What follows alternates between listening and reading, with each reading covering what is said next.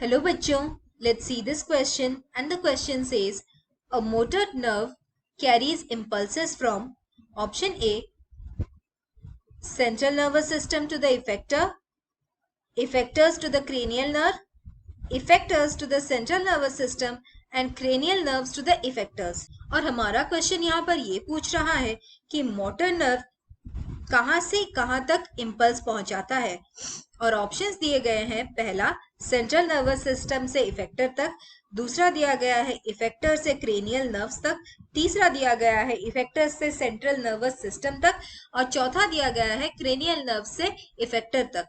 और हमारा की कॉन्सेप्ट यहाँ पर ये रहेगा कि मोटर न्यूरॉन का काम क्या है और एक एग्जाम्पल से ये समझाना है कि मोटर नर्व कैसे इम्पल्स कैरी करता है।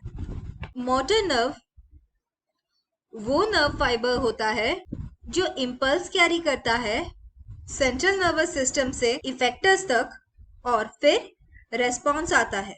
ये इम्पल्स कैसे जाता है? पहले स्टिमुलस आता है, फिर स्टिमुलस हमारा सेंसरी ऑर्गन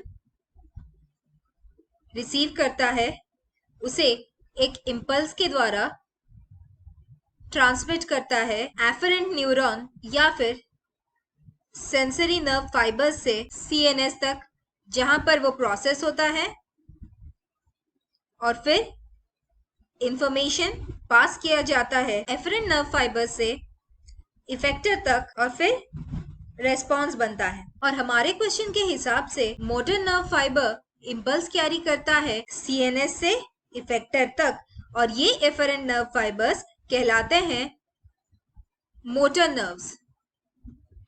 इसीलिए हमारा आंसर रहेगा option A central nervous system से इफेक्टर्स तक। ऑप्शन बी आंसर नहीं हो सकता क्योंकि ऑप्शन बी बोल रहा है इफेक्टर से क्रेनियल नर्व्स तक और ये गलत है। ऑप्शन सी दिया गया है इफेक्टर से सेंट्रल नर्वस सिस्टम तक और ये पाथवे कभी होता ही नहीं है। ऑप्शन डी दिया गया है क्रेनियल नर्व से इफेक्टर्स तक और ऑप्शन डी भी गलत है। इसीलिए हमारा आंसर है option A. I hope you understood the solution. Thank you and all the best.